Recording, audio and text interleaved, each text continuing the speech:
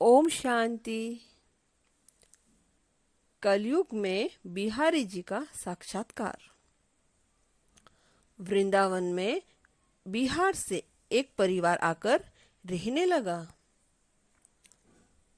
परिवार में केवल 2 सदस्य थे, राजू और उसकी पत्नी।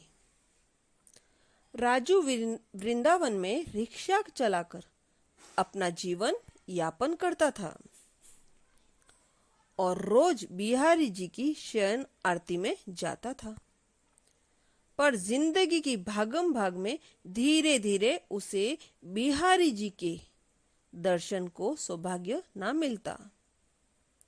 हरि कृपा से उसके घर में एक बेटी हुई, लेकिन वो जन्म से ही नेत्रहीन थी। उसने बड़ी कोशिश की, पर हर तरफ से निराशा ही हाथ आई। बेचारा गरीब करता भी क्या। इसे ही किस्मत समझकर खुश रहने की कोशिश करने लगा। उसकी दिनचर्या बस इतनी ही थी। वृंदावन में भक्तों को इधर से उधर लेकर जाना, लोगों से बिहारी जी के चमत्कार सुनाना और सोचता मैं भी बिहारी जी से जाकर अपनी तकलीफ कह आता हूँ।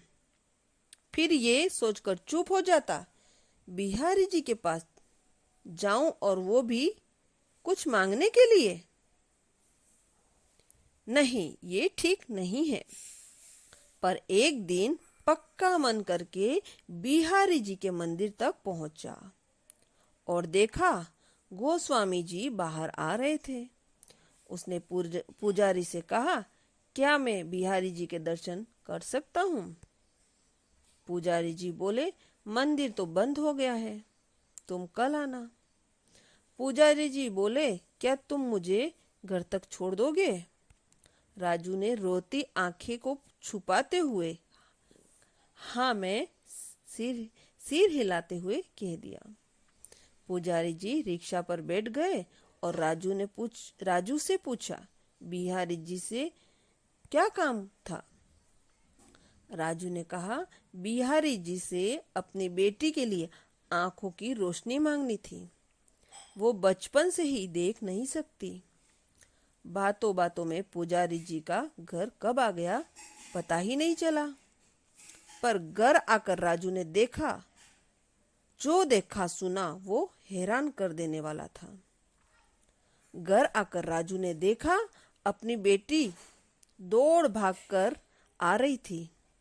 उसने अपनी बेटी को उठाकर पूछा, ये कैसे हुआ?